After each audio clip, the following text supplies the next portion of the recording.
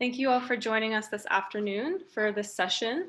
We're very excited to have Vince here from COSTI, who will be facilitating this session for us. After the session, you'll be sent an email for a survey from OCASI just to help us learn and get feedback about your experience so that we can improve it for future programs. So please keep an eye out for that. And if you can do that for us, that would be wonderful. And so I'll just pass it on to Vince, who will start the presentation. Thank you, Dina, and thank you for inviting me and providing this opportunity and platform for me to share some of the knowledge I've acquired over my years. As Dina said, my name is Vince Pietropaulo, and I'm the General Manager of the Family and Mental Health Services at COSTI, where one of our programs is a mental health program specifically to meet the mental health needs of the refugee and immigrant population.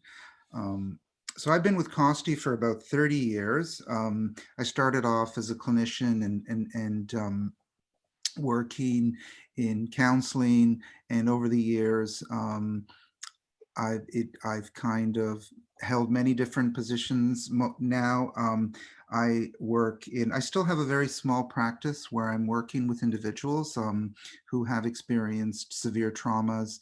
However, most of my time and energy is put on program development and knowledge development and the development of knowledge products, which enhances our clinical services. So let me start first of all with the poll, and I'd like to see people's, the question I'm asking essentially is, what is your current knowledge level of trauma-informed practice?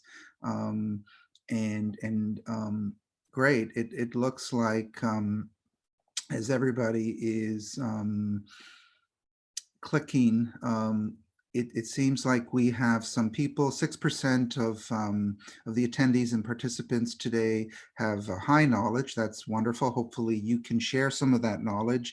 I'm very open and really want to make this as interactive as possible. So if there's any information or knowledge from your experience that you would like to share, please just either raise your hand and I would be more than happy for you to speak on it.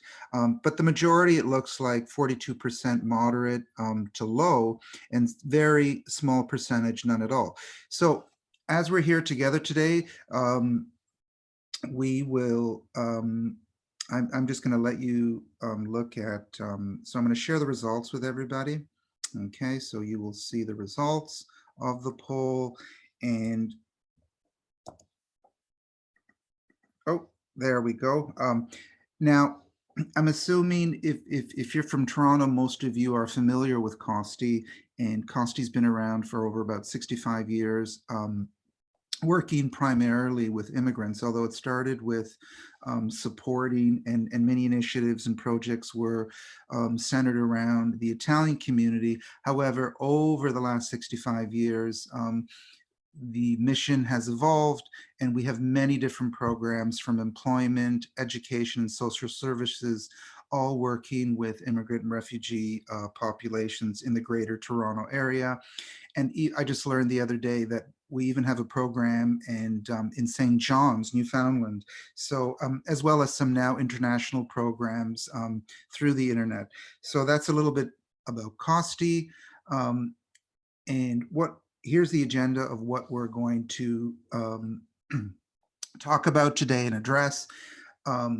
Number one, I'm going to define trauma, so we all have a common understanding of what trauma is. We're then going to move to the principles of trauma-informed care. What is trauma-informed practice, and then applying trauma-informed principles to the practice, and essentially that once we have a common understanding of trauma, once we are familiar with the principles, how to apply those principles in our work. So I love questions. So at any time that you have a question, please I'm more than happy for you to put it in the chat box, and I will either Dina will help me monitor, or the screen keeps going up on me. However, I'm going to be checking that occasionally, and we'll give you an opportunity to ask some questions, and we can have a discussion. So here are our learning outcomes for today. Hopefully we want to, at the end of this particular session, be able to integrate trauma-informed practice and core principles into our current approaches with our clients, and then apply trauma-informed practice core principles in our communication.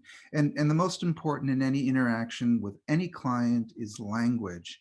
And that is the mode that we're communicating. So we want to make sure that in our communications that the influence of our knowledge base and our understanding of trauma and trauma-informed practice manages to filter into our interactions through language and our communication. So those are our learning outcomes. I'm going to start first and foremost with, I love pictures because I am a big believer that that a picture is better than 1,000 words, right? This is one that is probably familiar to you.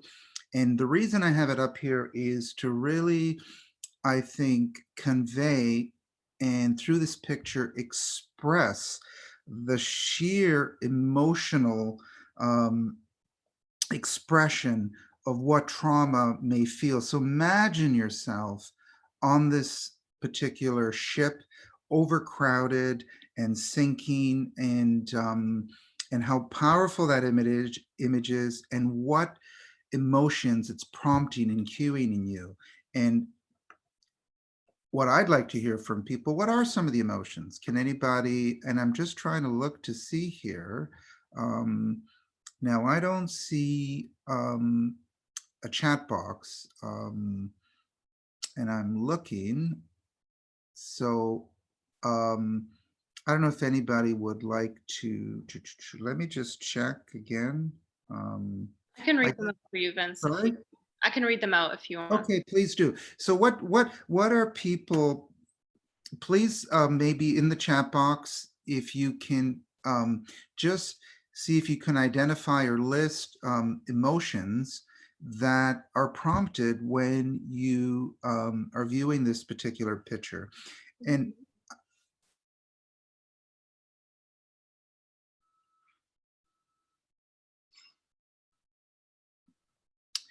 if no one is typing out, I could at least, sorry, my internet is, are you guys okay? I'm just getting a signal that my internet is, connection is weak. We can hear you. So we have a lot of respondents saying Sure, fear, if you can share some of the responses, that'd be helpful. fear, scared, panicked, anxious, terror, alarm, defeat. We have someone who's saying humanity in crisis, end of life, hopelessness, frozen, overwhelmed, and some Wow, mixed emotions. Yeah. great. So you've identified, which is great. So this is the first step. Many of you have are able to identify emotions, but the emotions that are usually associated, of course, with trauma. And this is a traumatic event because it's a near-death experience. If not, I think some of the people on this ship, sadly, will probably die. And exactly, it's the horror, the anguish, the anxiety, the despair, the hopelessness, the panic, the fear. All these emotions are often the cluster of emotions that we associate with trauma. So that is wonderful and that is great. So let's try to understand trauma by looking at some definitions. And these are two definitions that are ones that that I like. They may not be ones that you like, but definitely ones that I feel will help to understand and illustrate what trauma is and when we talk about trauma. So trauma can be defined as a psychological, an emotional response, which we talked a little bit about through that picture, to an event or an experience that is deeply distressing or disturbing. So, and this comes from the Center of Treatment of Anxiety and Mood Disorders. And keep in mind that trauma and the psychological and emotional responses to trauma fall under anxiety disorders. So it can also create depression, but we're now just focused on if we're looking at anxiety disorders, and where post-traumatic stress disorder falls under anxiety disorders. So trauma, and this is by Tara Brach in 2011, said that is when we have encountered an out of control, frightening experience that has disconnected us from all sense of resourcefulness, safety, coping, or love. Really wonderful definitions, and hopefully give you a sense and can capture of really the struggle and what trauma is for an individual. So, and to me, I like Tara's because what she's saying is we are disconnected from our resources, and our sense of safety is compromised. And essentially what binds us all, of course, is love. So we're not coping and we're not feeling the love. So it's really about our internal sense of safety. And we're going to talk a little bit more about safety later, and this is why I wanted to highlight it in this particular definition. So here is, and I'm just going to move some of this stuff out. So again, we're going to continue with trauma to develop a very clear, common understanding. And so regardless of what the source of the trauma is, there are three common elements. Essentially, for the most part, it is unexpected. The person who experiences the trauma is unprepared. Even the people on that particular ship, as it's being navigated, when they come on, they're probably coming on with a sense of anticipation, a sense of liberation, and they're not necessarily have visualized, although they may fear, boy, this ship's a little rocky, it's a little crowded, but never in a million years are they, in a sense, preparing that this ship is going to go down and they might die. And the other part of this, and when we look at the third element, there was nothing the person could do to stop it from happening. And you often see this in hurricanes in the US. People are boarding up their windows, they're hunkering down in basements. And even though you hear it from FEMA saying that you must leave, you must evacuate it, right? When the hurricane comes and then you have deaths and the destruction, you really see the evidence that you cannot stop it from happening, that you're in the middle of it. So just as those people who are trying to eject themselves from that particular ship, they can't really stop it from sinking. They cannot do anything to stop the traumatic event. So again, these are the three elements that are common that you will see in any particular trauma. And simply put, traumatic events are beyond a person's control. So a big part of trauma is that, and you'll see it in when a person is re-experiencing or reliving some traumatic event that has happened in their past, they really essentially feel out of control. And that's when we generally feel anxiety, when we don't feel we have control. So whether we're on an airplane and people develop phobias related to flying, they really don't feel in control. So they start to experience high anxiety. So imagine if you've in your life have experienced a traumatic event and then you relive it through visualizations, through nightmares, through flashbacks. You essentially bring yourself back there. Again, that the body, the mind, you start to feel out of control. Okay, so moving along,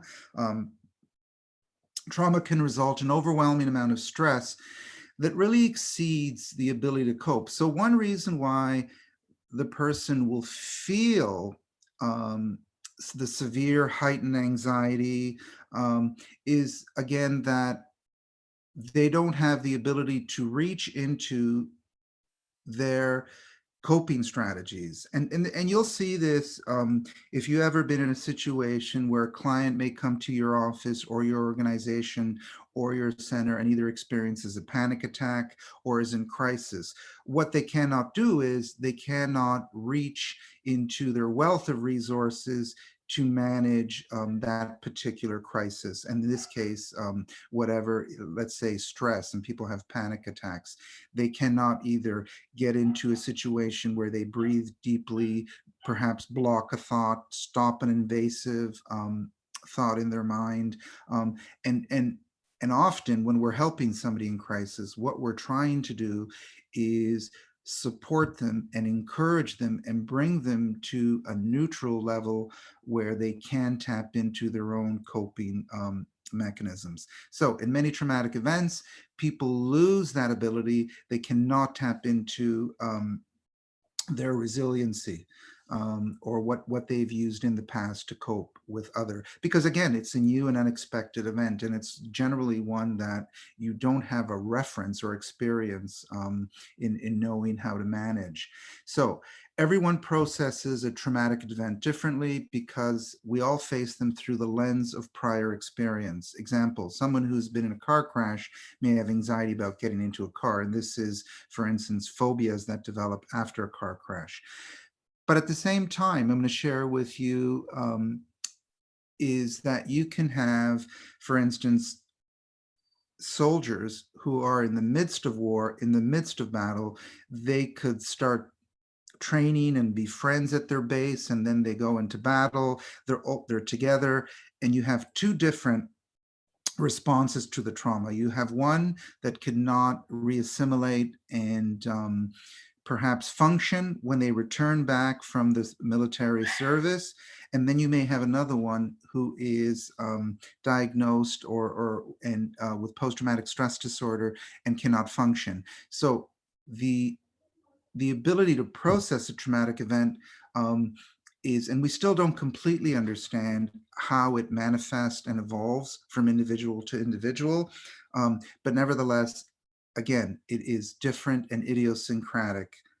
And that is a key point. Just the way you have people in a car crash, person can walk out, take a deep breath, absorb it, process the information, and someone else is devastated and becomes completely psychologically and emotionally numb and paralyzed and overwhelmed. So everyone will have a different reaction to trauma. And your life experience definitely will play a role and a part in that. So we're going to look at complex trauma now, and you may have I think come across this term, and what generally complex trauma is that when a trauma repeats itself, and there are cumulative effects, and it often results in direct harm to the individual. So you may see this in victims of sexual assault, where they're repeatedly assaulted over a particular time frame, usually in the same specific setting or a certain environment, and within a specific relationship. So the perpetrator in a sexual assault may be the same person, repeatedly does it. So this is what, there are complexities in a trauma event like that. Or for instance, you could be in your home and there is bombing after bombing after bombing, if you're in a theater of war. And this again is the trauma re-experiencing over the same particular time frame and in the same environment in the same way. So that is a complex trauma. And if you notice, in many of the clients you may be working with, it isn't one specific trauma they experience. They didn't experience just a car accident and it's limited to the car accident. Many of them, for instance, if they're in the LGBT community, have experienced multiple traumas over a specific period of time. Or many of the clients that you see have been experiencing not just the effects of war, perhaps a bombing, perhaps a bullet grazing their head or their body, but then along the journey to a refugee camp, that they may experience other traumas. And we've heard and seen this, where you've seen many will tell you that not only did I have to deal with having to flee the safety of my town, my city, while it was being bombed, and had to leave the home, but then during that journey, I was abused, I was raped, perhaps I was tortured, I could have been kidnapped. So that lends complexity. Any questions so far, Dina? If anybody has a question or comment, please feel free to type it in the chat box, Yes, and I there's will none be right now. delighted. Okay, good. So moving along, and again, as we look at trauma, this is a specific mental health diagnosis that is in the DSM-5, and not all your clients will be diagnosed with post-traumatic stress disorder. And this, now we're moving to a medical model, and this is the medical model's definition of trauma. And essentially, individuals who get diagnosed with post-traumatic stress disorder are ones that definitely are having difficulty in their functioning, and it can develop after a person has been exposed to a terrifying event or has been through an ordeal in which intense physical harm has occurred or was threatened. So it doesn't have to necessarily be a direct trauma, but can also be indirect. So you could witness or be exposed to a particular life-threatening or very harmful event. And we often see this, and you don't have to go so far as to look at many of service providers who, just from being exposed to the stories, to the clients, hearing the particular, they start to develop vicarious trauma themselves, right? So the exposure to the material, the emotions, the content affects staff vicariously. So with post-traumatic stress disorder, it doesn't have to be, it can also be indirect. So people who suffer post-traumatic stress disorder have persistent and frightening thoughts and memories of their ordeal. Essentially, there are 3 cluster symptoms in order to get a diagnosis. One about emotional arousal, and essentially a person who has post-traumatic stress disorder will be hypervigilant, will experience intense emotions like perhaps anger or severe anxiety. So it is the emotional arousal. The second cluster of symptoms usually are around the re-experiencing of the event, whether it's a flashback, whether it's a night terror, a nightmare. And then the third cluster is behaviors. So you're looking at avoidance behavior. Often with post-traumatic stress disorder, the tendency is for those that suffer and are labeled with this particular condition, have developed avoidance behaviors where they avoid environments, situations that are perceived to be unsafe for them. So those are the 3 essential clusters. I'm not going to get into the diagnosis because many of you, I don't think, unless there are physicians in the audience, are probably not. It's just good to know. And to me, even if you do know that the person has this, it doesn't necessarily mean that you would treat them any differently. It's just knowledge that you have, and it fits a particular medical criteria. And essentially what it'll help you do is to really understand the behaviors that you may be witnessing, and when you're working and interacting with a particular client. Okay, so the starting point around trauma responses, essentially, if you see in the middle, there's a threat. There will be a physical response. There will be a flight, fight, or freeze response that encapsulates both physical and emotional responses. If you survive the threat, you learn to recuperate. And if you notice, it's circular. And oftentimes that this plays out over a period of time, unless there is intervention, unless there is treatment, unless there is essentially a road to recovery and healing. But this is the starting point. We have a threat, and these are the kinds of responses you will see. So this lays down the foundation in terms of where we go, in terms of our understanding, because the key to developing a trauma-informed practice, of course, is to really have a clear understanding of how trauma affects the individual.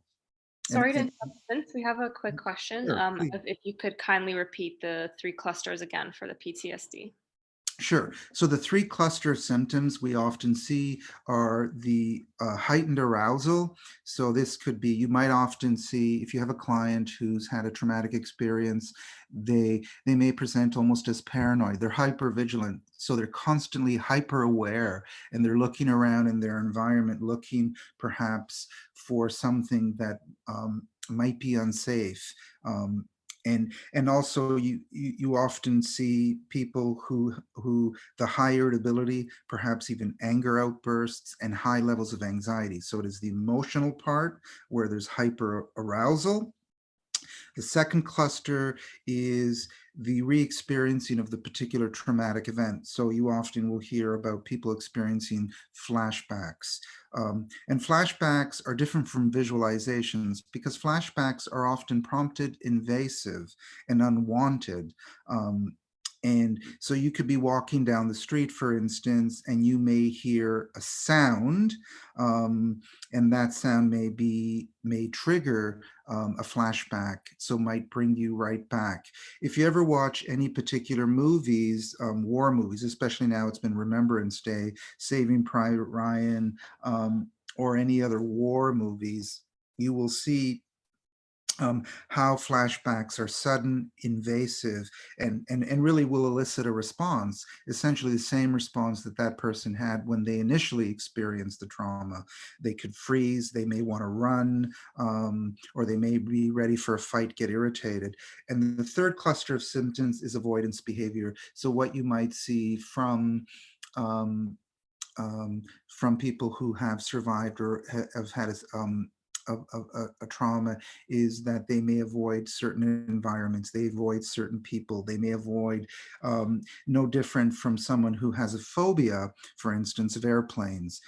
They avoid flying, right? Because the level of anxiety, or to experience that level of anxiety, is so overwhelming that they will avoid going on planes. So whatever the particular prompts, cues, I don't use the word trigger. I prefer, it's almost, again, we talk about language. I talk about prompts and cues. So it could be sounds, it could be smells that could prompt high arousal, that could prompt flashbacks, even a particular interaction during the day that then may transform into a nightmare and will simulate that particular traumatic experience.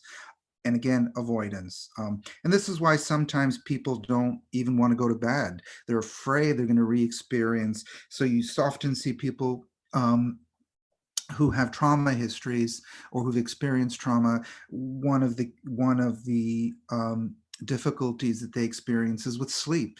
The fear of going to sleep because they don't want to go to bed and then have a nightmare and wake up and will be sweaty and their heart is pounding because it brings them right back to where they were. And you got to remember, this is an event that they cannot cope with, that overwhelms them, and they don't have any sense of control. Okay, any other questions, Dina, or before I go on to the next slide? No, that's all. Thank you. Okay, good. So I'm gonna kind of list typical responses that are going to be broken up into, the first one is fight. So you will often see, if people are in the fight mode, you'll see crying, you'll see, and you might see this presentation with some of your clients, right? Where they may be very emotional, their hands will be clenched to represent a fist and a kind of desire to punch or rip. So essentially there's aggression, right? There's irritability. That's what you're essentially seeing. And also you got to remember that people's natural kind of instinct when they're threatened, even in trauma, is they may want to fight, right? So you might see flexed, tight jaws, grinding teeth, a snarl. And you'll often see this, if any of you have dogs, right? I do, and I love walking my dog, but oftentimes a dog is sniffing around and there's another big dog, and the dog will snarl, grind her teeth. They're kind of getting themselves ready. They sense some danger. And you got to remember, with trauma, whether the danger is real, whether it's imagined, or whether it's perceived, the emotional psychological response is the same, right? Sometimes you have difficulty in distinguishing. right? So a flashback is not necessarily real. You're not in there actually experiencing a real event. It's far from the reality. However, you get the same kind of response. So it's imagined, right? Um, and oftentimes people will perceive danger where there isn't because of the distorted perceptions that develop because of trauma.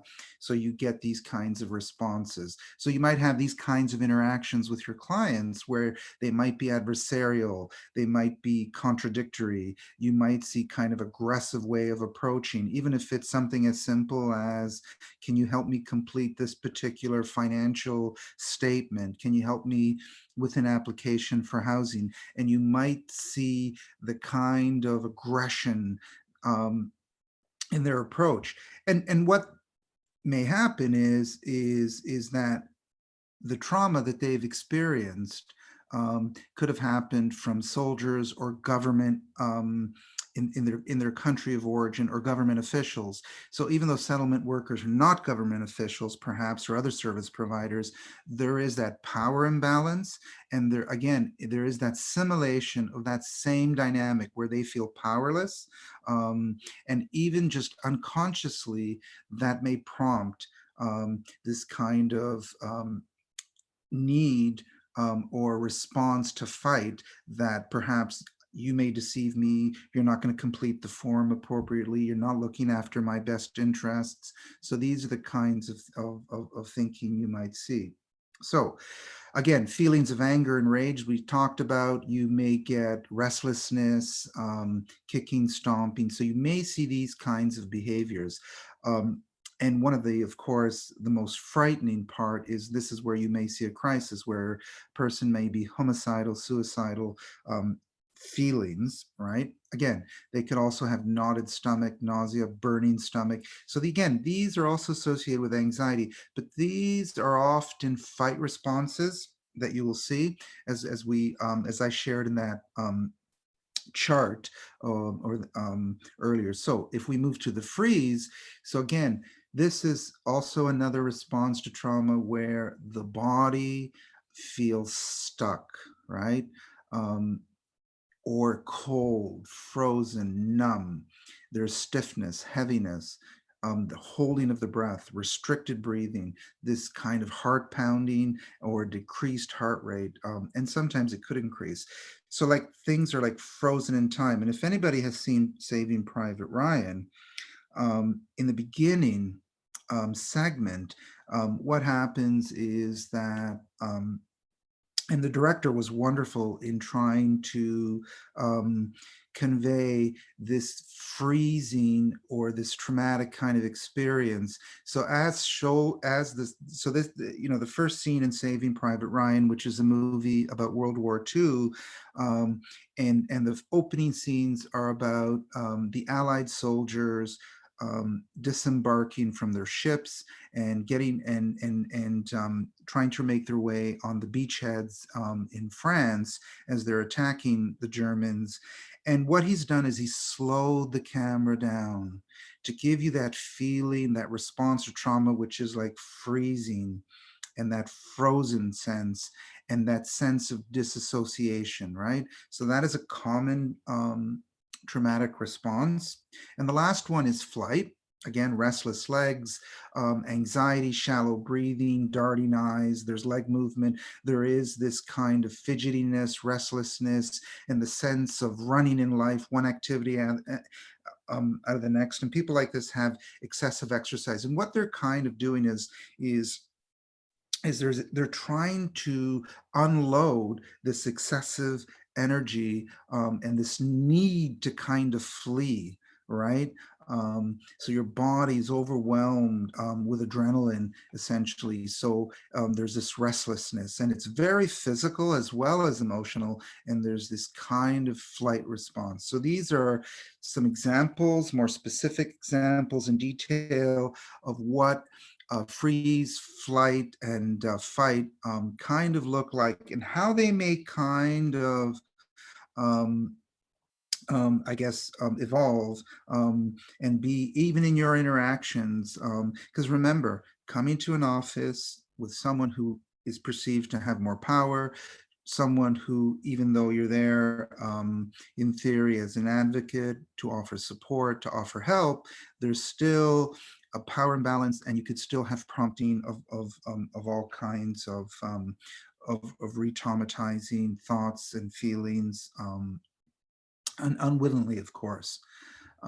Okay, so keep in mind that trauma also impacts not the individual, but also when a person goes home. As you can see, by even as listing some of the behaviors that we listed, it's going to affect families and friends, right? Many of the people may have a partner, may have children, have other family members. So this kind of behavior affects them as well. Especially if it's a close relationship to a trauma survivor.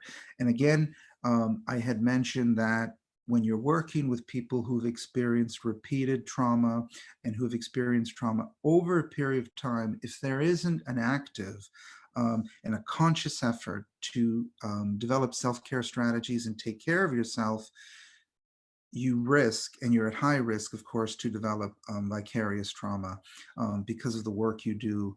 Again, as you can see from some of those behaviors, is you're going to be exposed to people who are intense, who may have aggressive tendencies, who are restless.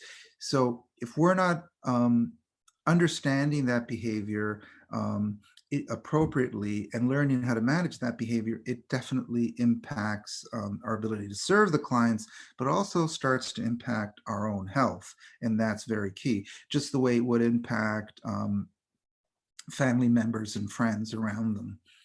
Okay, so we're Sorry, now. I have a question. Sure, fire away. So can an individual experience a mixture of elements from fight, freeze, and flight? Sorry, can you repeat that? Sure. Can an individual experience a mixture of elements from fight, freeze, and flight? Absolutely. You and they move. And it depends essentially the psychological state of the person, what is happening in that person's life, what they're experiencing, but they can have components of all three of those particular behaviors and emotions. They may be focused just in one. So some people have a tendency to freeze. Some people have a tendency to fight. Some people have a tendency to flight. You can have, but there could be a mixture at any time. You got to remember, human beings are so diverse, so idiosyncratic, that as much as we want to kind of box them all, we can't really do that. So this is just the presentation of information for you. And what I always say is, try not to put an individual in any of those boxes. Try to see and understand through the person's story, through the behavior, where they're at, by letting them tell you where they're at. But the key is that you have put on your trauma lens, so you're understanding that behavior. So for instance, if you're working with a client who is in a fight response, and if you are putting on your trauma glasses and you're looking at this particular client as someone who has experienced and suffered trauma, you can understand that aggressive behavior and see it differently and learn to adapt and work with that, versus perhaps maybe running and calling security. So you can de-escalate, you can sort of work and find language that will essentially create a collaborative approach and approach of reassurance through words, and so you're responding in ways that are productive, helpful, and supportive, versus either increasing the tension and essentially creating, contributing to the creation of a crisis. Okay. Any other questions at this time? Because we're going to, so we sort of covered trauma and and and the definition of trauma, the kinds of behaviors you're going to see that people who've experienced trauma, and also we just slightly touched upon also the impact of trauma on service providers, right? We just touched upon vicarious trauma. And I cannot highlight more the importance of self-care in this work. and both not just as an individual who goes home and perhaps meditates and goes for long walks and perhaps engages in a sport, or perhaps even through their faith practice, will find a way of self-care. Um, I'm talking about at at an organizational level as well, is that I hope that many organizations that are working with refugees and immigrants um, and or any organization that works with individuals that have experienced trauma, and especially, for instance, if part of your work is working with women who've experienced intimate partner abuse, or perhaps you're working with the LGBT community where people have experienced horrific trauma through bullying and other forms of abusive behavior, regardless of what your service is that the organization supports self-care. And it's not just your responsibility, but it's also the responsibility of the organization to create that environment and encourage self-care, because they're acknowledging the difficulty of the work, and they're also acknowledging what almost the adverse effects are of the work. Okay, so now we're going to talk a little bit. So we understand trauma. We're going to now move to the principles of trauma-informed care. So this is kind of a chart that's going to mix you all up, but I'm going to break it down later. And I'm going to go and just identify each important principle. Now, for other of you who've had trauma-informed, I think trauma-informed workshops, or you've been to other presentations on trauma-informed care, you're probably there's probably 5 principles that essentially that you that you looked at or reviewed. And I've been in a few presentations just recently, and for me, they were missing one of the most important parts. And before I even talk to you and identify each of the 6 principles, there's another poll I have. And in this particular poll, what I'd like you to do is it is around how important is it to address cultural barriers. So I'll wait for your responses. Wow, that was quick, 100%. I'm not surprised. Oh, hang on a second. This is almost like the election results in the United States, right? I think I counted too quickly. So I'm going to wait a bit. So it went from 100, it's kind of, so I think by now most of you have clicked, so I'm going to end the poll. I'm going to share the results. So I think the majority of you, 91%, feel that addressing cultural barriers is very important in your interactions with the people you work with. Look, I'm not surprised. Most of you work at immigrant and refugee agencies, and you're working in the sector. So definitely culture, I think, is on the top of your mind. Well, in most of the presentations that I've been to, the 5 principles did not include culture.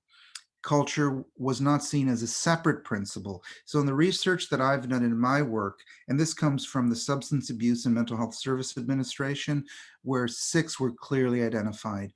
And of course, culture is one of them. Historical and gender issues, all within the framework of culture.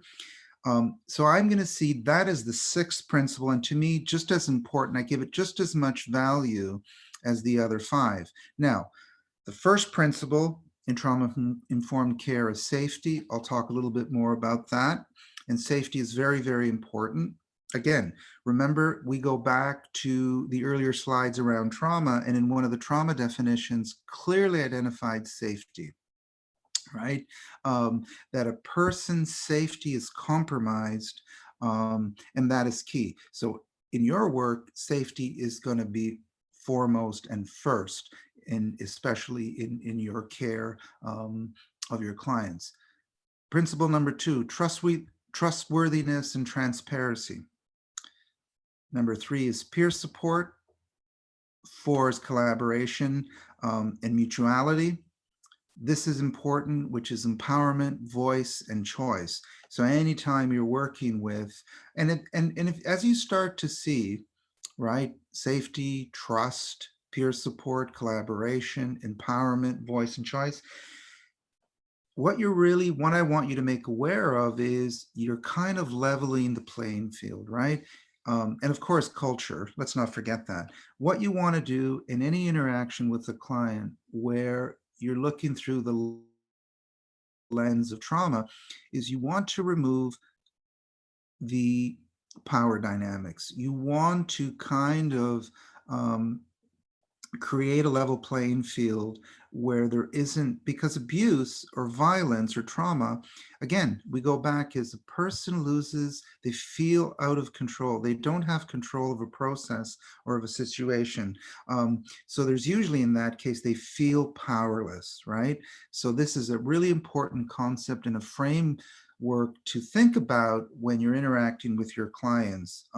You look at the power dynamics, but most importantly, all within the context of safety, culture, trust, peer support, collaboration, and empowerment. So let's start with the first one. Just there. Oh, there we go. Safety.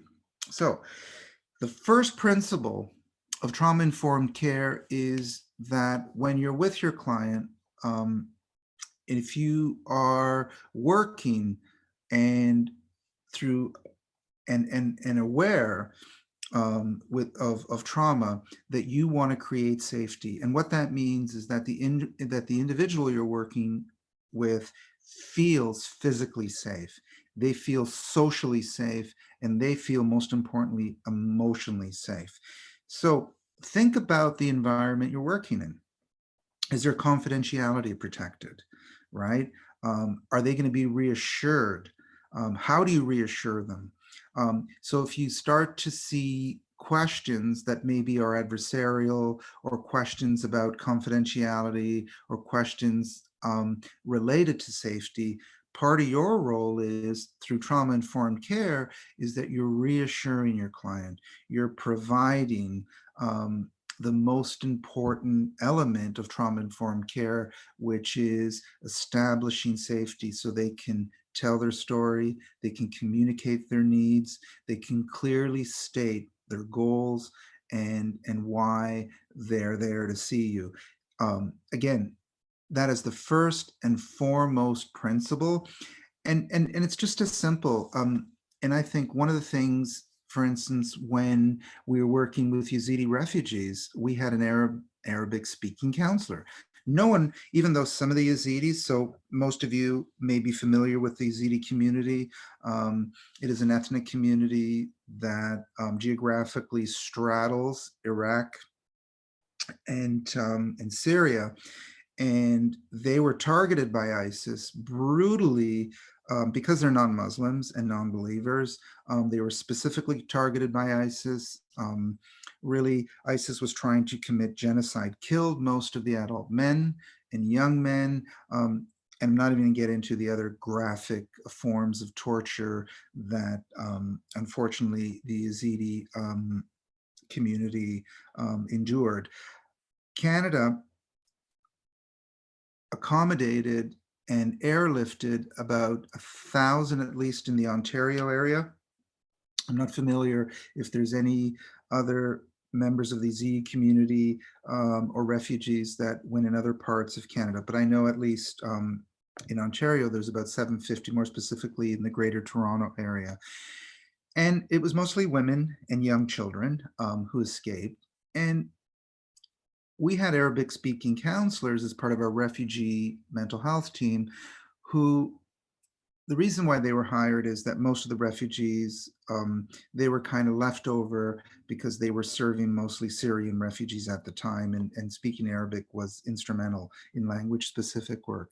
However, the Yazidi, even though they were empathetic counselors, even though they were caring counselors, knowledgeable, skilled, were not wanting to work with the Arabic. Why? Why would anybody think that? I don't know if anybody could maybe perhaps think of a reason why the Yazidi. What made them feel unsafe? What compromised their safety?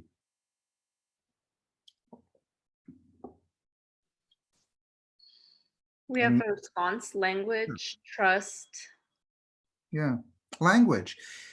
Just hearing the Arabic sounds reprompted, re-cued, again, visions of going back home. It kind of had, they started to re-experience. So they didn't feel safe.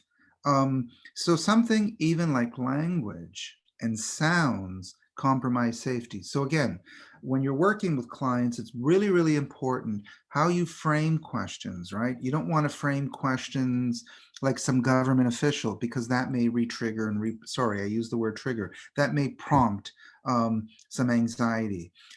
But to frame questions in an empathetic, supportive, helpful way.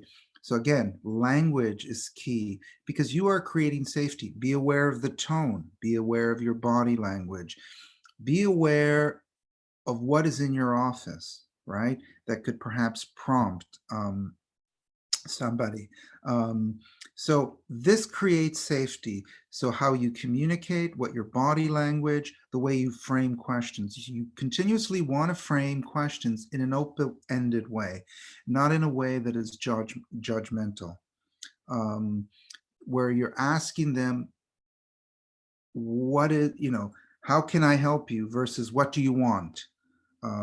Why are you here? See, these questions are judgmental. They put people on the defense, compromises safety. So if you're asking open-ended questions that are supportive, that are reflective, that allows your clients to tell their story, it creates a general sense of safety, and that is part of the process of trauma-informed care. That also the space that you have. Are you too close to them, which might be threatening? Is there a healthy distance between you and your client? Is there a barrier which, so clients are coming and working with you over a counter, so it kind of almost differentiates, I'm the one in power, in charge, and you're the one who's powerless. So all these um, subtle setups, office setups, subtle ways that essentially can unconsciously and consciously compromise safety. So the first principle is, again, next time you go back into your office, and now most of us are working from home, think about your policies around reassuring clients, even through virtual, that this will be confidential. This information will not be shared. These are the only outlets. So you're providing information that is reassuring, that is creating transparency, and that is giving the message very clearly that your support, that your intervention, that your interaction is going to be a safe one. And that's clearly very important. So it's how you frame questions, it's your tone, it's your body language, it's your office space, and it's also a deep understanding of who your clients are. And this is when we go back, and we're going to talk a little bit more, but I'm just going to throw it out there. I'm going to throw out cultural humility versus cultural competence, and I will define the two a little bit later. Okay, but keep in mind that cultural humility is a very important element and principle that you want to exude and express in your interaction with clients. So we move to principle number 2. By the way, any questions on safety as the first principle and as important principle in any interaction in trauma-informed care? Feel free to unmute yourself as well if you want to voice it rather than type it. Sure, I would love to hear voices. I'm only hearing my own voice, and that's not too exciting. Anybody would like to share? Anybody share any thoughts on this particular principle? We have a question of how do you establish safety over the phone or online with a client?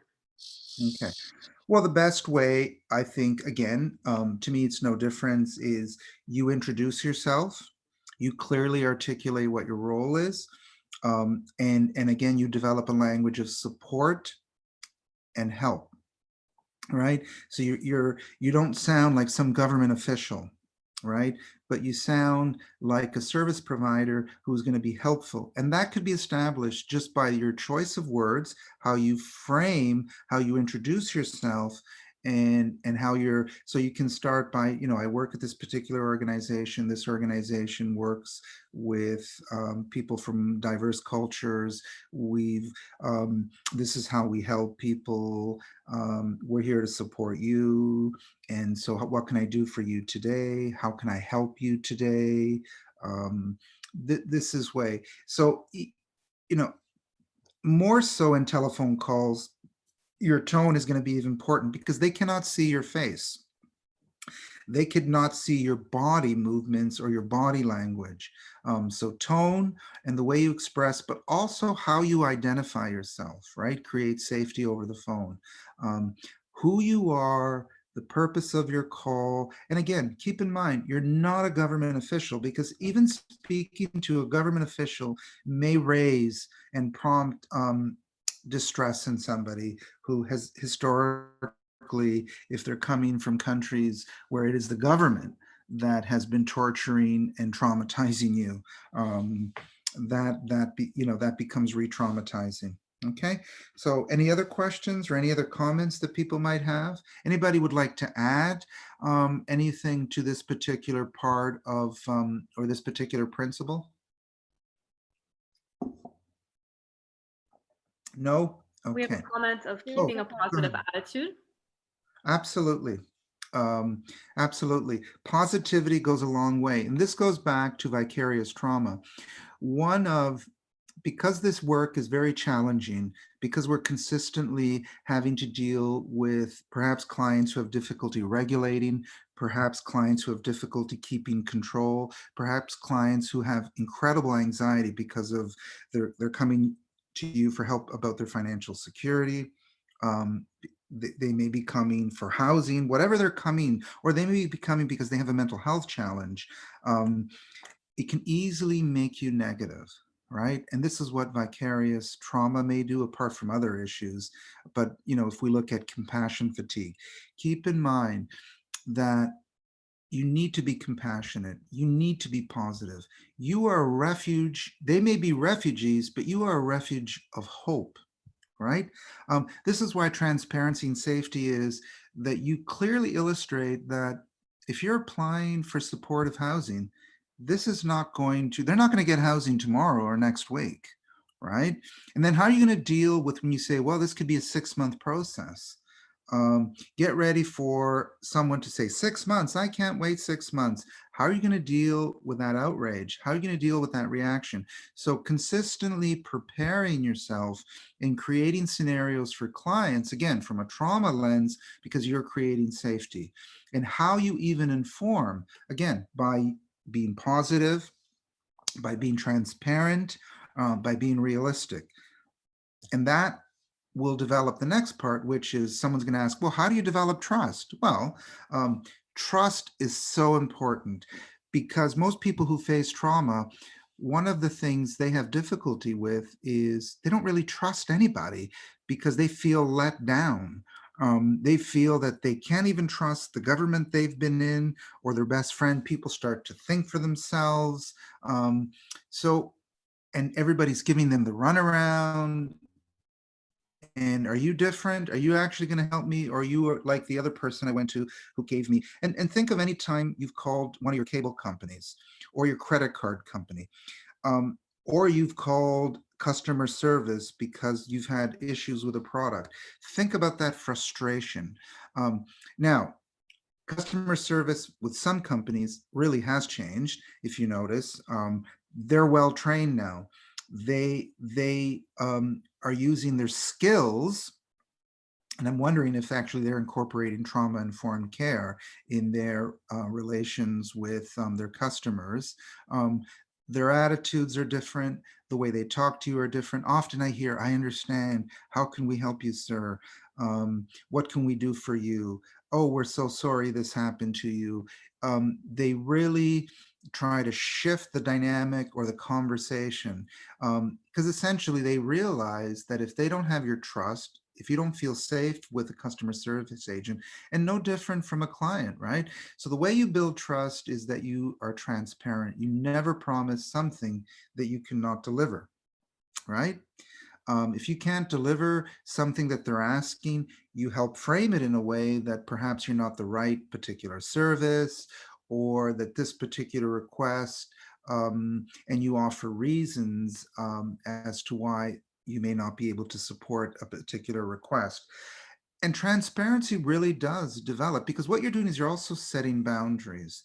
So when you initially, by creating safety, identify what your role is, how you can help them, what you can help them with, you're really creating a boundary. And remember, trauma and any form of violence is a boundary violation. It really compromises, it invades someone's emotional, psychological space. If you threaten somebody with death, or if someone is threatened by an event or a situation by death, their sense of safety, that boundary, but that personal boundary that's there, is violated. And you do not want to violate that. So you create the safety, but then you don't want to represent yourself or represent a particular service, and then you cannot meet it, because then that trust goes, right?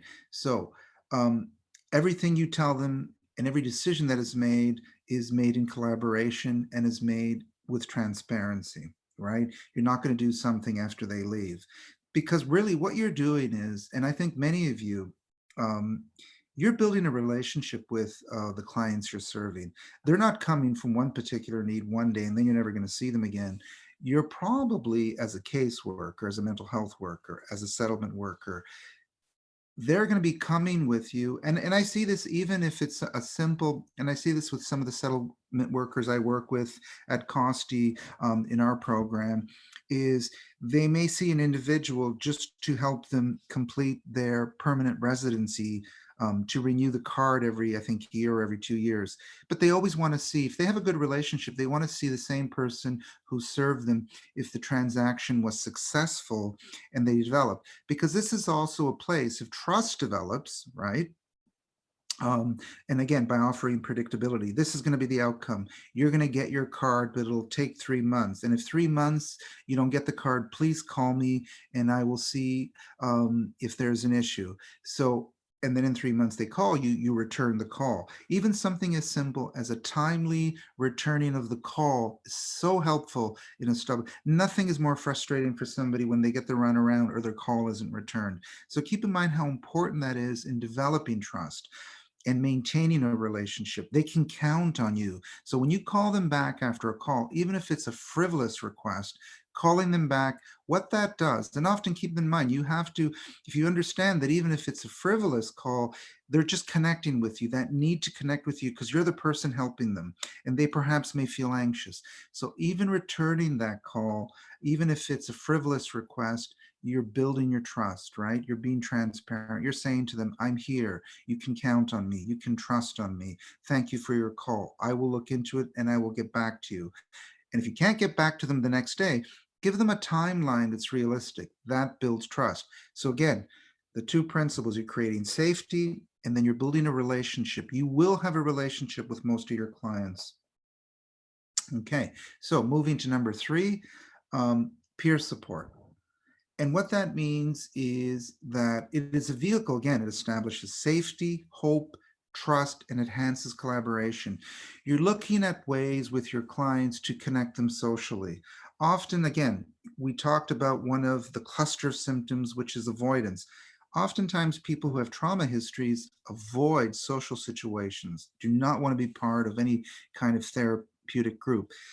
If they know that they're part of a community, right, and you are looking for ways to support and build networks, communities, again, you're building trust, you're building a support system. Is very, very important, that people who've been traumatized, and your way of helping is, so you have an opportunity, not just, and I often say this to our settlement workers, you're not just helping to complete a transaction. I want you to see the person as a whole. Well, what else do they need? You may sense that they're depressed. You may sense that in their story, they may tell you that they're isolated. It is also part of your duty in a trauma-informed lens is to talk about that, ask them about that, and then look at ways that can help them to decrease that isolation, because peer support is an essential part. Remember, it's one of the core principles of trauma-informed care. Okay, we move to principle, and you have to find ways to ask them about it that are not invasive. Again, you want to respect that boundary. You want to see that person holistically, but as you're developing a relationship, I often, and I'll tell you, one of our biggest referrers in our violence against women program where I work is the settlement workers. Once they've established that trust, once they have that trauma lens, it's incredible. And many of you, I'm sure, have witnessed this. People will tell you their story, will tell you their troubles, will give to you. They will become vulnerable and look for help and support. And that comes when there is safety, right? And again, be careful not to be invasive. You don't ask. I noticed the bruise on your arm. Does your husband beat you? Because then you're jumping the gun. There's different ways, which is to say, oh, I saw you yesterday, and are you okay? I noticed there's something red on your arm. Can you, are you all right? And so you're reassuring, you're identifying, but you're leaving it open. You're giving your client the permission to make a choice about whether they want to tell you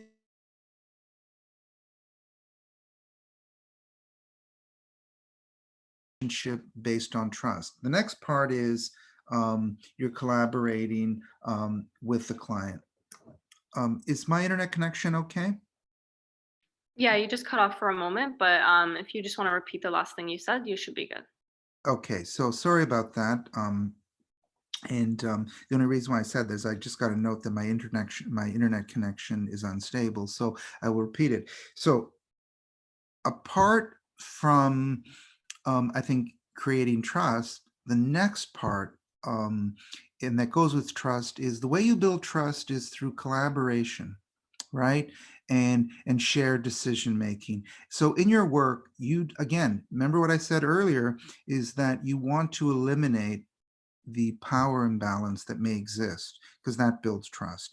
So any decision is, you don't want to be making decisions for your client. What you want to do is provide information so then your client makes an informed decision.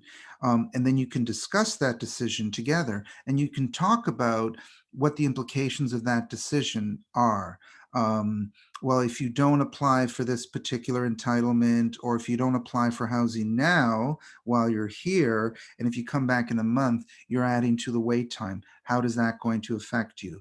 So you are examining the decision, you're allowing them to make the decision, you're reviewing the decision together, and you're also, from your perspective, talking about what the implications of that particular decision is. Like, what is the trade-off, right, from making that decision by delaying something, or by not seeing a mental health worker? So or if someone discloses that they're in an abusive relationship, but yet they're not ready, perhaps, to see a violence against women counselor. You could talk about that, not by either imposing or forcing a decision, but by saying, well, how do you think that decision you just made affects you? What are the trade-offs by you perhaps not wanting to talk to, tell me a little bit about your safety. Are you going to feel more safe if you don't go talk? Are you more vulnerable? Are you at higher risk? Are your children at risk? So you're having a conversation, but you're respecting the decision that that person makes. Except, of course, if a child is being abused, then you really have a legal responsibility called Child Protection Services. But that's uh, for another day. So educating and So supporting. there is a question. Sure. Would you say trauma-informed care has many elements of person-centered care from theoretical perspective? Sorry, can you repeat your question? It was just cut off, and my apologies for that. Go ahead. That's fine. Would you say trauma-informed care has many elements of Mhm. person-centered care from theoretical perspective? Absolutely, I would say that. I would say that you're working from the strengths of the person that is in front of you. Absolutely. Thank you. That is an excellent point, one that I didn't mention. And this is why I need you guys to come in, right? To bring in more information, because it's person-centered. It's a strength approach. It is all incorporated into that, because you see, we're providing information, they're going to make the decision. So what we're saying to them is, you are capable of making that decision. You're in this situation. You're the best person to think about. And here's information that maybe you haven't considered, right? So consider this information. Does that change your decision? Does that make you look at things differently? What do you think about the information that I'm giving you? What about this particular group? You say you don't want to go.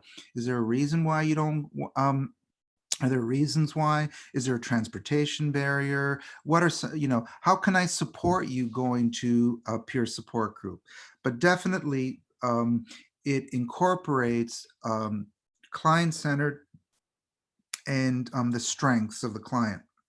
Because you could see, you build safety, you build trust, and then they're making the decisions, right? You're supporting those decisions, healthy ones, and where there are difficulties or where there are concerns about some of the decisions your clients make, you can say that, I'm going to give you some more information because the decision you just made, perhaps to stay in an abusive relationship, puts you at a high risk, right? Have you considered that? So here's some information about lowering your risk.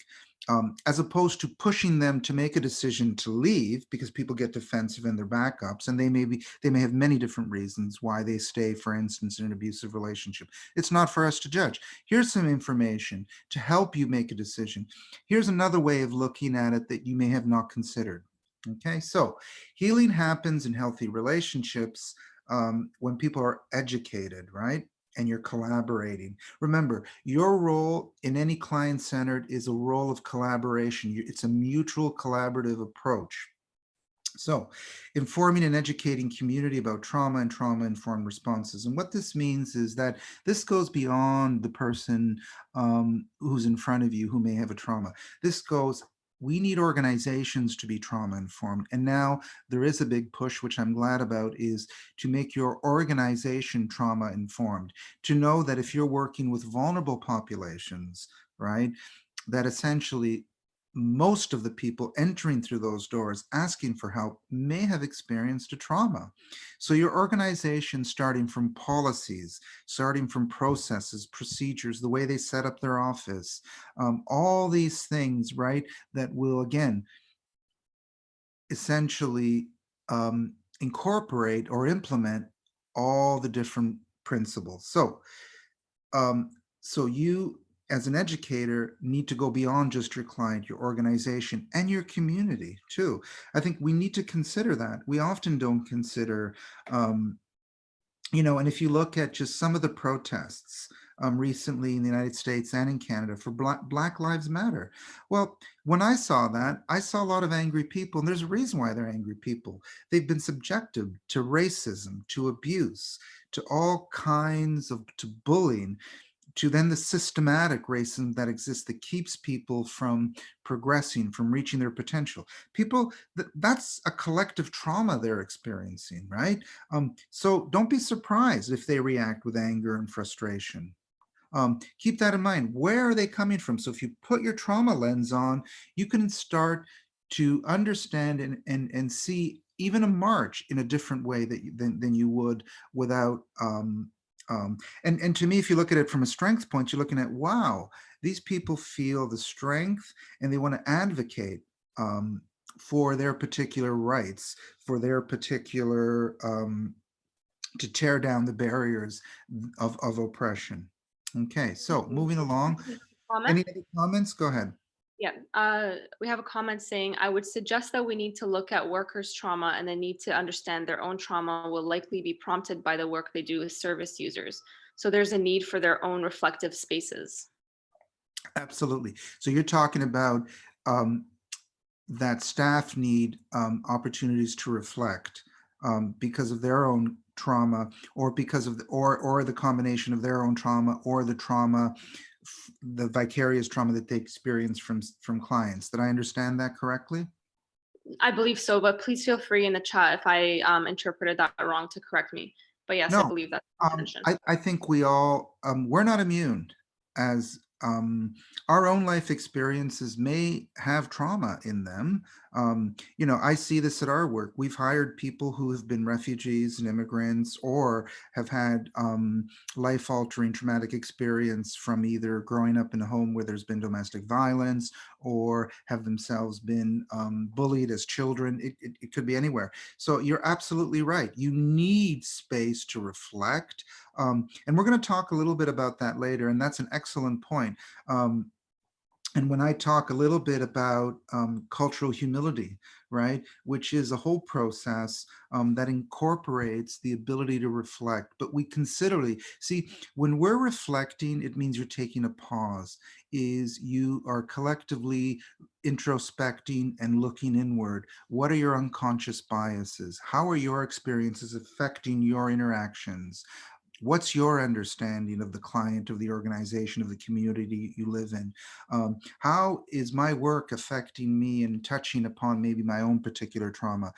So these exercises are all part of self-care, but they're all part of a continual approach to actually you improving not only as a human being, but also becoming a better worker.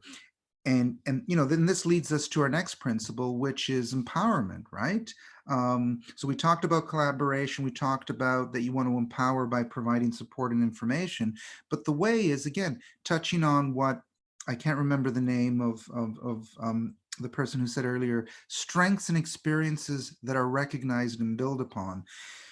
Everybody is resilient to some degree. We are all have a level, our level of resilience may be different, but we all at some point manage to deal with a particular stressor in our life, supported somebody during a stressful time.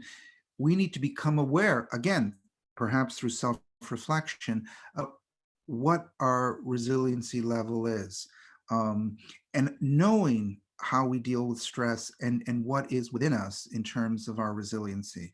And that is no different from us. You know, that's what a strength-based approach is that you are able, when you're working with a client, to see what their strengths are, and that's what their resilience is, right? And everybody, no matter what. So someone, a refugee who is able to make it to Canada and may have difficulty functioning today because of what they've experienced traumatically, made it here. There is resiliency within that person. They may have difficulty functioning now because of whatever reason, and it could be within the story, but there's still resilience. And part of our work is to tap into, to identify that resilience. So the community plays a role in promoting healing as well. So educating the community, historical and existing, and the way to address this is that you validate that your voice has been taken away, that your choices have been taken away. And that is empowering, even validating. So this is why in any kind of interaction, you want to give voice. And this is why it goes back to principle number 4, which is collaboration allows you to validate and reassure a person and create a safety zone where they can voice, when they can make choices about their lives and then feel empowered. Because you may recognize, so if you're working with the Indigenous community, you're recognizing the historical, abject trauma that they faced, and through intergenerational traumas. The same with the colonialization of people of color and what they've experienced, not just in the US, but in Canada here, the ongoing oppression and racism. Refugees, very, very similar, the oppression, the historical differential in power structure. And this goes back to what I talked earlier in my original screen, which is being consciously, and this is what self-reflection will do, be consciously aware of those power differentials and the power structures. Excellent question and comment. Any other comments? None at the moment. Okay, good. Can I actually, sorry, can I just make a comment about Sure, the word absolutely. empowerment itself? Yes. Just because I dabble a little bit with trauma and violence informed care, and it's a really big interest of mine. And a colleague of mine mentioned a very interesting point that I've been really reflecting on, and it's the concept of empowerment itself. The rhetoric itself, I feel like, might need to alter a little bit because it assumes that our clients or whomever it is that we assist never had power in the first place, and it is us who are giving them who are giving them their power, whereas we should be seeing them as people with power who may have had it taken away for whatever reason because of whatever they've experienced, and now you're just trying to help them find that power again. So it's almost like a re-empowerment rather than just empowerment, if you understand what I'm trying to say. I absolutely do, and thank you for raising that. And you know what? I should put re-empower as opposed to empowerment. Thank you. That is excellent. That was the point I was trying to make. And your colleague is absolutely right. Is we don't need to look at a client as disempowered. We need to help them find their resiliency and their strengths, and reassure them that that power is within them. Um, and encourage that exercise of power. I love the way you put that. Thank you. It's going to make me consider to change this slide, but very, very good. See, this is why it's important for you guys to comment and to share your knowledge base, because people have discussions all day at work, I guarantee you. You're probably not even aware that you're doing trauma-informed care. Right? But these are the particular principles that we're struggling with all day long. And it's about changing language. It's about changing your lens, your perception, your attitudes, and increasing your awareness through reflection about these key principles. So then they're implemented in your behaviors, in your language. So thank you so much. Language is so important. And as you pointed out, empowerment assumes that they don't have power, when in fact they do. They have resiliency, they have strengths, and perhaps they need support and reassurance that can be provided in a safe environment, and through a relationship that builds trust to bring that out. So thank you for that. That's excellent. So number 6. So this is what I wanted to talk to you about, which was, to me, one of the most important parts when you're working with all, not just immigrant and refugees, with all people. Everybody has a culture. Everybody comes and has cultural traditions. None are more, some are more visible and apparent. Some aren't. In this particular photo, yes, we know they're celebrating their culture by the dress, right? By the dress that they wear. It clearly is an appreciation of culture, the colors, but everybody comes from culture. So what cultural humility is, it moves, and if you give me 1 second here, I'm going to see if I can share this particular screen with you, and bear with me, because so I'm going to stop sharing and pick another screen. So bear with me here as I do this, because here we go. Share. And so can everybody see this screen? Yes, no?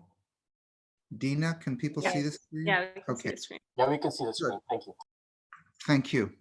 So what I want to move, we often hear the word cultural competency, and I think we're beyond that now. So, and these are the evolutionary steps in terms of working, and I think moving away from cultural is understanding cultural barriers, and so it doesn't interfere with your ability to bring out the potential in your clients. So we start with cultural awareness, where we acknowledge differences. I'm different from you, you're different from your client, right? But it doesn't seek a broader context of understanding. You're just identifying and perhaps validating or acknowledging that there are differences. So there's very limited behavior change in the way you behave towards your client, okay? You're just aware that there's a cultural difference. Cultural sensitivity is you acknowledge that there's different ways of seeing the world. You may not agree, you just acknowledge that. And it integrates some changes. So you acknowledge that there are different ways in which other people see the world, and perhaps you may change your behavior or the way you interact with your client.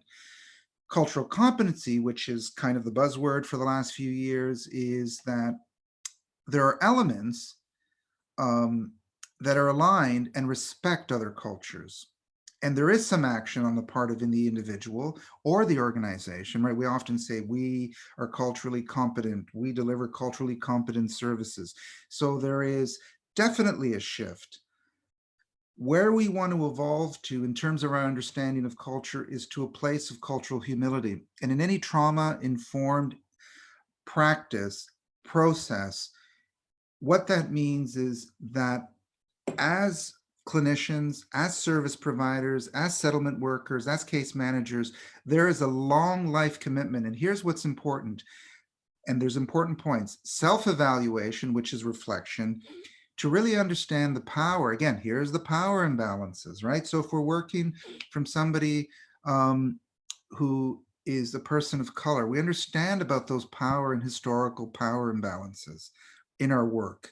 And we develop and maintain respectful relationship based, again, on that mutual trust. So if you cultural humility is that you've committed a lifelong. So you're just not going to protest with the Black Lives Matter movement just because right now it's timely, it's political.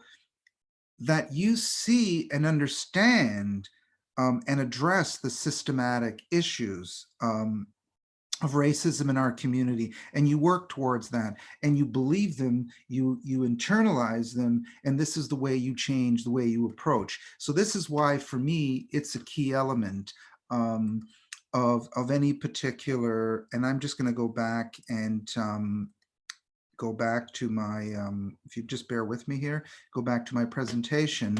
But see, that's the difference between, we need to move away from cultural competency, and we need to move towards, bear with me here. Oh, here it is. Okay. Go back to my, yeah. So we need to move towards cultural humility, because that is essentially a lifelong committed. We're internalizing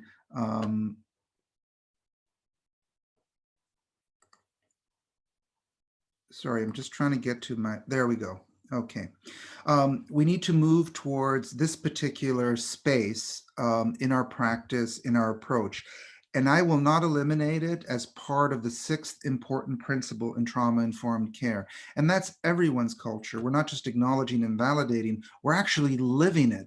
And we do it through reflection, through understanding and reflecting upon our attitudes, and our lifelong commitment to eradicate these power differentials. And we develop and we work towards a better response. And it'll change your response to clients. And that's by recognizing, again, the historical trauma of the individual that's in front of you. Okay, any questions around that? Again, moving away from cultural competency, moving towards and evolving towards cultural humility. Key element, I think, in trauma-informed. So again, think of all the principles, starting with safety, trust, peer support. I actually want you to memorize these, right? Collaboration. Hang on a second. Safety, trust, collaboration, peer support, choice and empowerment or re-empowerment. Thank you. And cultural humility. These are the 6 ways. We're going to use language in our interactions. We're going to ask open-ended questions. We're going to create all kinds of, we're going to eliminate the power structures. That is how you practice trauma-informed care. So when we move as how to specifically respond to clients, I'm looking at time. So I'm going to go through this. We just have a few.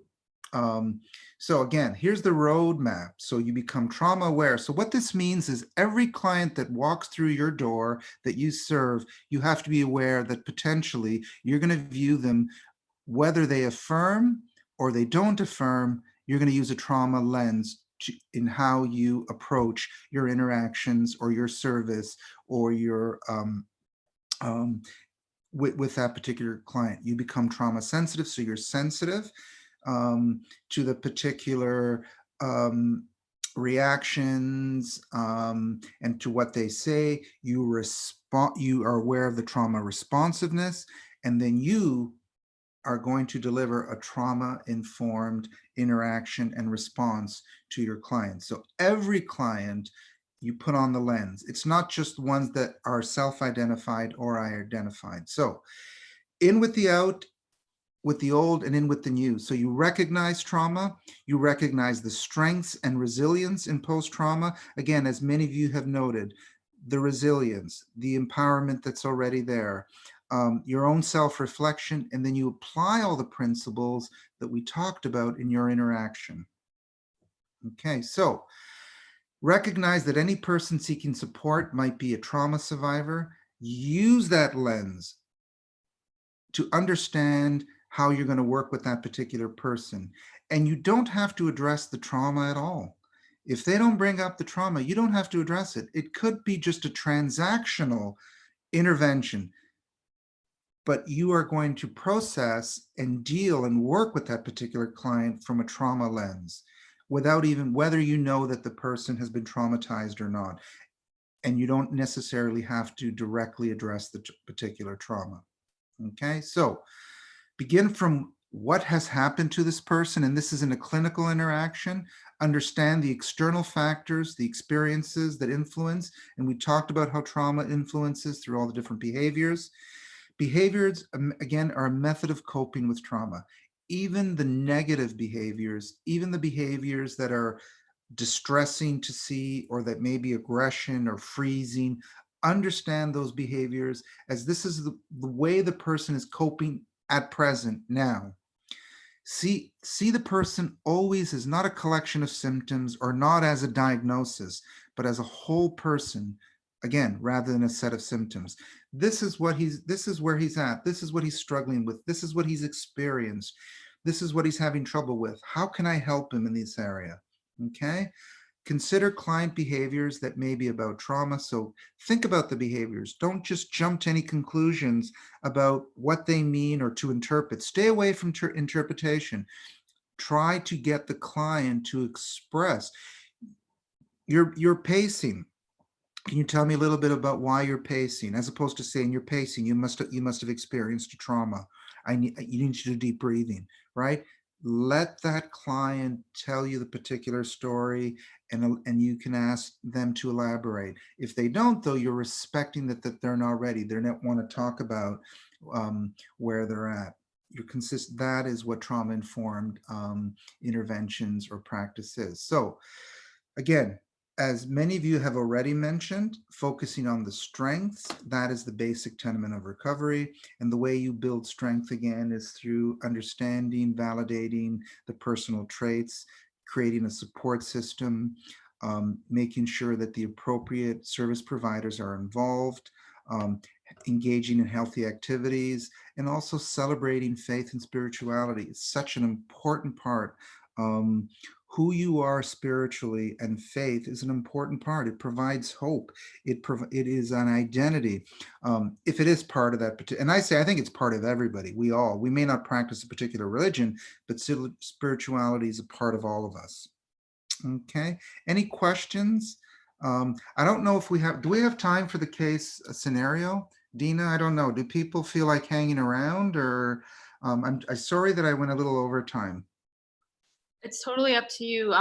If you are in a rush, you can feel free to leave at this time, but if not, we can stick around and carry on with the case scenario with anyone who's left and available. Okay, so I'm just going to read it out loud, and I don't think we have the breakout feature, do we? But I think it's going to be very difficult to do breakout rooms because we have, I think, over 100 people here. So I think I'm going to ask you at will just to make comments. You can either in the chat box, or please feel free to voice them. So this is about a client who's a 17-year-old refugee who's feeling guilty about disappointing parents because of their own sexual orientation. The family and ethnocultural background is conservative. Having difficulty adjusting to life in Canada because of nightmares, lack of sleep affecting the quality of life, doesn't like to go out, issues at school because of poor grades and absenteeism, thinking everything is pointless, thinking life is not worth living, and experiencing thoughts of death and suicide. Okay, so this is a 17-year-old refugee, issues with sexual orientation, I guess conflicts with family and acceptance and validation, difficulty again also settling into Canada and experiencing, as we said, some of the behaviors perhaps from a previous trauma or because of the current situation, we don't really know. And also there's absenteeism and academically this particular client is not doing well. And what really kind of screams that this person needs help, they're having thoughts of suicide. So how do you approach the challenges that this client is facing? We'll start with that. How would you approach this client? Use the trauma-informed lens, the principles. How would you approach? Not anybody would like to comment. This is a very challenging case, but probably one that is not unfamiliar. How would we approach the challenges that this client is facing? We can start by maybe I'll break it down.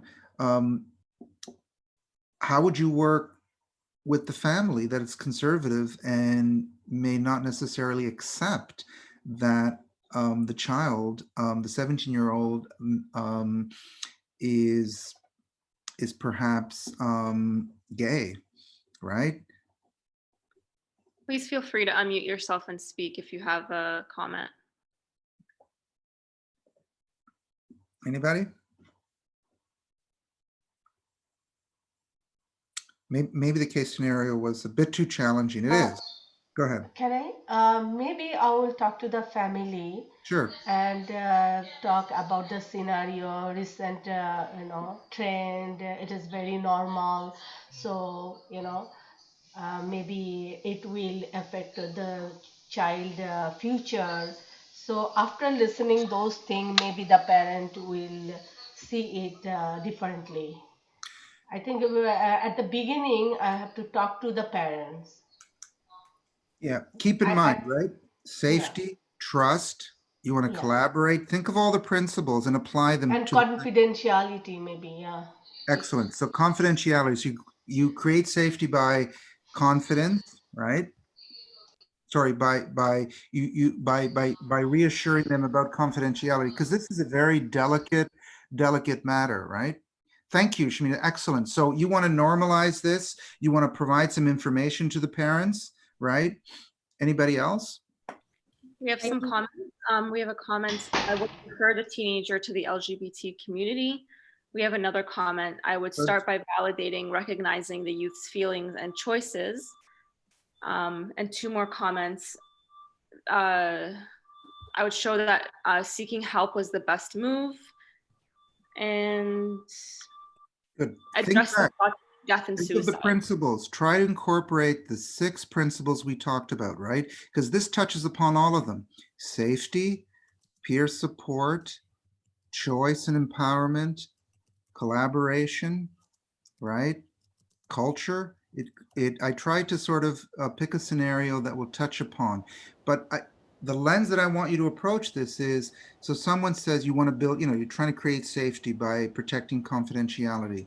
You're referring to the LGBT community because that may be a safer place and maybe create some, I guess, a peer support, right? This kid might be isolated. Anybody else? Sorry, go ahead. I hope I didn't cut somebody off. Hi. Hello? Yes, go ahead. Hi. I would, first with safety, I would start by addressing the thoughts of death or suicide. Kind of do like a kind of do a risk assessment on that, see how far those thoughts are. Excellent. Their own safety. Thank you. Yes. Good. Any other? I would also like to ask the teen what are the things he would like to change so that he can be happy. What are the things that are bothering him, and what does he want me to do for him, for her? Excellent. There's a great open-ended question. You're tapping into his strengths by asking him what he would like, and that you are putting yourself in a position of supporting his choices, right? Again, re-empowering him. He does have power in this situation. People often feel suicidal when they not only lose hope, but they feel powerless in their ability to make any kind of change in the situation that they're in. Now, I'm worried about time, so I'm going to go to the last point, and this I'm going to leave with you. But the biggest part of this is, what do you need to understand? Remember cultural humility, which is the sixth principle about yourself as a helper when you're approaching this particular difficult, challenging scenario, right? Again, whoever mentioned self-reflection, thank you, because that is key. This case will involve being aware of your unconscious biases, bringing them forward, understand, because the way to help you got to be able to recognize the family is a conservative family, right? You got to understand where they're at. You don't want to judge them. This is where they're at. This is what their knowledge is. This is what their experience is. These are their belief systems. You don't want to upset them and judge them. You want to help them and support them as they try to navigate this incredible chasm that is going to end up becoming between perhaps their child and them in their belief systems and the way someone decides to live their life. Incredibly challenging case. But it starts with your self-reflection before, during, after, at all times. Okay, I'm just concerned about time. So where are you? Remember the roadmap when you are implementing trauma-informed principles in your practice. What do you need to advance your trauma-informed practice? Keep this in mind. How can you achieve this? What challenges do you anticipate? And how will you and your clients know that you've integrated trauma-informed principles in your practice? I would save this, right? Everybody should have this. And before you meet a client, to review this, right? Think about those principles should be foremost on your mind if you want to practice trauma-informed and express and implement them in any interaction.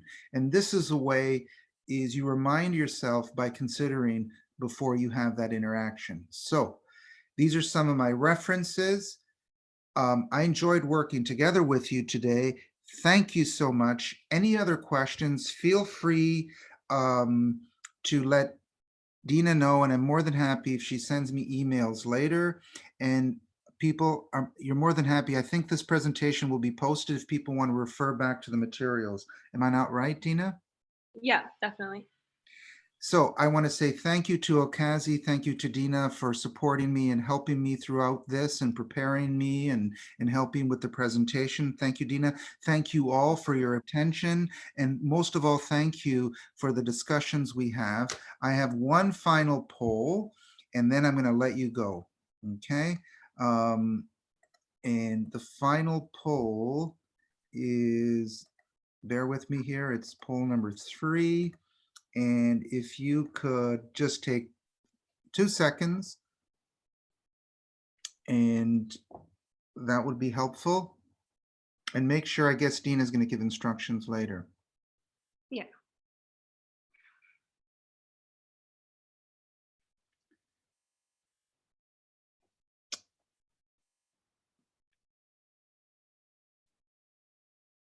Okay, I'm going to end the poll now. And it seems like most of you have increased or improved your knowledge, which is wonderful because that was one of the learning outcomes.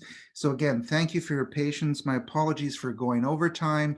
Hopefully we'll connect again. Good luck in your work. And I'm sure, and take care of yourself, the most important point of all.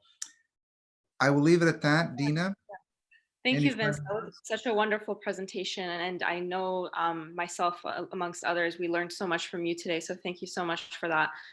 It was great to be here with you all this afternoon. And we just ask that you fill out our post survey for the session, which we are sending out via email. And hopefully we'll see you at another webinar next week. Thank you again, Vince. Thank you. Bye-bye, all. Bye.